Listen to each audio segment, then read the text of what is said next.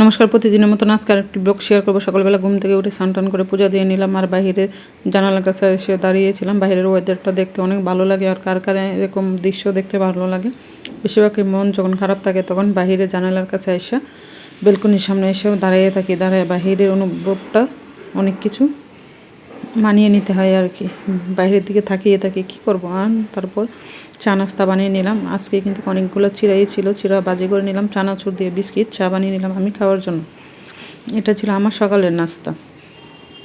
আর মেয়ে খাবে, ছেলে তো এগুলো খাবে না। ছেলেকে আমি চাপড়ি রুটি বানিয়ে দিয়েছি, তরকারি দিয়ে খেয়ে নিল। আর ওইদিকে দুপুরে রান্না করার জন্য কী কী রান্না করবো, আজকে টমেটো দিয়ে ডাল রান্না করবো। আর ডালটা একটু ঘন ঘন করে রান্না করলে খেতে অনেক ভালো লাগে। ছেলেও পছন্দ করে, ছেলের বাবাও পছন্দ করে ঘন ডাল আর কি।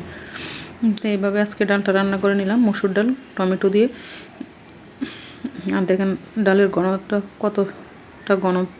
তো আর এরকম ঘন ডাল রান্না করলে কিন্তু খেতে অনেক ভালো হয়।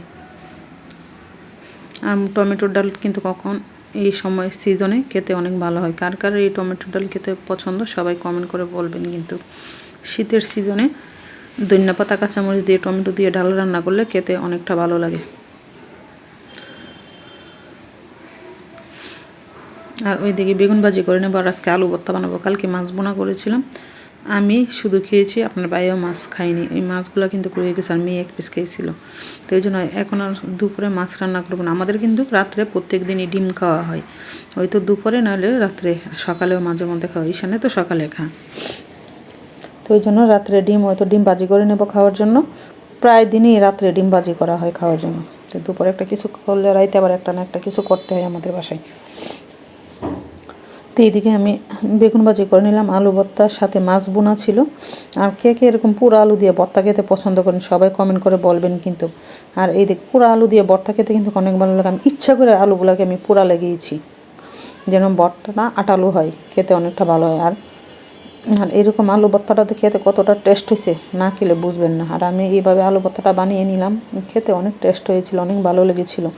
আপনাদের বাইরে ঈশানে তো অনেক পছন্দ করে এরকম আলু ভর্তা। মেয়েও বলতেছে মা আলু ভর্তাটা অনেক টেস্ট হয়েছিল। আর সাথে ডাল ছিল। ঈশান তো ডাল আলু ভর্তা দিয়ে খেলো, বেগুনও খেলো না, মাছও খেলো না শুধু। আর রাত্রে ডিম দিয়েছিলাম। ঈশানের ডাল আলু ভর্তার এত পাগল। দেখেন আলু ভর্তাটা কতটা লোভনীয় হয়েছিল। বললাম না মাছ বোনা রয়ে গিয়েছিল। এই ছিল আজকে আমাদের দুপুরে রান্না বানাতে। কালকের আবার মাছের তেল ভাজিও ছিল। তো অনেকগুলোই থাকে কিন্তু খাবার, দেখায় না যে 1-2 পদ রান্না করি, 3 পদ, কিন্তু সাথে আরও কালকের রয়ে গিয়েছিল। দেখেন না মাছ ছেলে খেতে বসছিলাম, আমার খাবারটাও সেই ছিল। কমেন্ট করে বলবেন আমাদের খাবার। ঈশানে কিন্তু আলু ভর্তা অনেক পছন্দ করে, ওই জন্য বলতেছে যে আমার প্রিয় হয়েছে আলু ভর্তা ডাল। মাছ কিন্তু কে খাবে না। প্লিজ ভালো লাগলে লাইক শেয়ার করবেন, ফেসবুক ফলোয়ার দিয়ে রাখবেন, ইউটিউব বলে সাবস্ক্রাইবার করে দেবেন। আর ওইটা ছিল সন্ধ্যা নাস্তা। আপনার ভাই আসার সময় পুরি নিয়ে আসছিল সবার জন্য। তো ঈশানে পুরি আর সস দিয়ে খেতে বসে গেলো। ঈশানে কিন্তু পুরি অনেক পছন্দ করে।